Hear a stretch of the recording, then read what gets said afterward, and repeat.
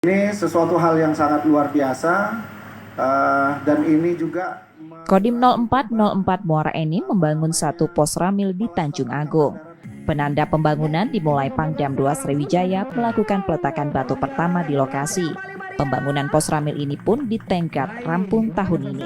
Pos ramil di wilayah Kodim Muara Enim dikatakan Dandim Muara Enim, Letkol Arhanud Rimba Anwar akan membantu tugas-tugas teritorial 8 koramil yang sudah ada.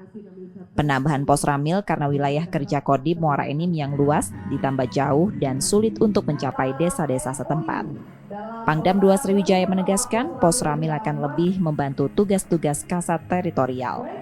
Tentu, kalau kita dengan mengembangkan satu organisasi, kalau kita bicara secara manajemen, bertambahnya organisasi, maka perlu sarana-prasarana juga bertambah, kemudian personil yang mengawali organisasi itu juga akan bertambah. Tentu akan kita beri prioritas untuk ke depan, apalagi tadi Bapak Dandi mengatakan bahwa ini akan kita bisa tingkatkan. Bertanya, setuju nggak nanti kita minta persetujuan dari Kodam untuk kita jadikan koramil? Saya bilang nggak usah bertanya, sudah langsung saya serahkan itu setuju. Ya. Pangdam 2 Sriwijaya menjanjikan setelah berdiri, pos ramil akan segera berstatus koramil.